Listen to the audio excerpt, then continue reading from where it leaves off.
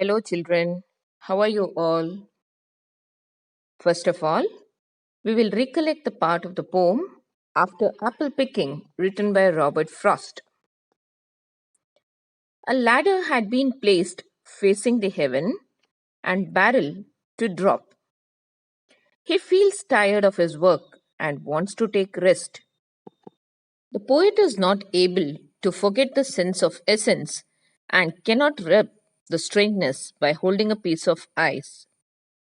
He also feels the pain in his arc by standing on the ladder for such a long time.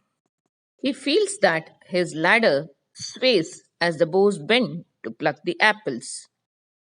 He is also able to hear the rumbling sound of the apples in the cellar bin.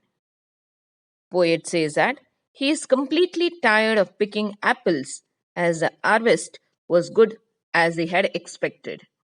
Moving on to the next part of the poem. There were 10,000 fruit to touch, cherish in hand, lift down and not let fall. Word which we come across here is cherish, to hold dear or handle carefully.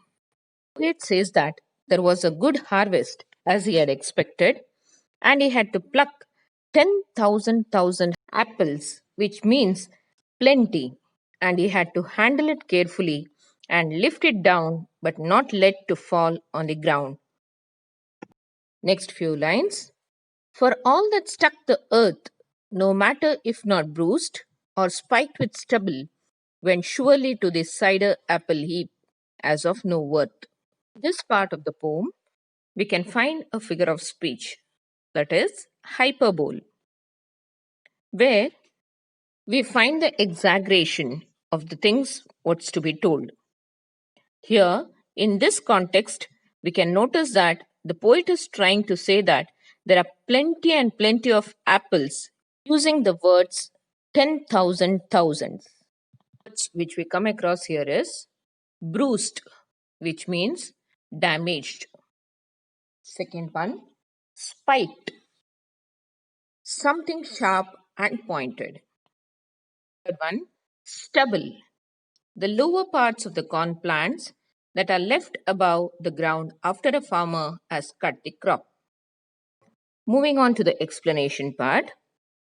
If the apple falls on the earth and gets damaged or gets any mark on it by pricking against any pointed thing or stubbles, it will be surely considered as waste and sent to cider apple heap to extract the juice out of such apples.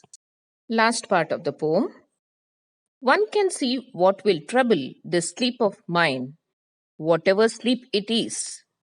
Were he not gone, the woodchuck could say whether it's like his long sleep, as I describe its coming on, or just some human sleep. The poet says that anyone can find what is troubling his sleep and what may be the type of a sleep. Either it is a death or a restful sleep. Were he not gone, the woodchuck could say whether it's like his long sleep. Here, he refers to the woodchuck. You can find a picture of a woodchuck, which is a small animal with a short legs which lives in holes and is found in North America. Special feature of this animal is that it spends the winter season in a sleep. Last two lines. As I describe its coming on, or just some human sleep, the narrator describes that it's coming on, which means feeling sleepy as similar to that of woodchuck, or just some human sleep that is giving rest to the human body when he is tired, or refers to the long sleep that is the death.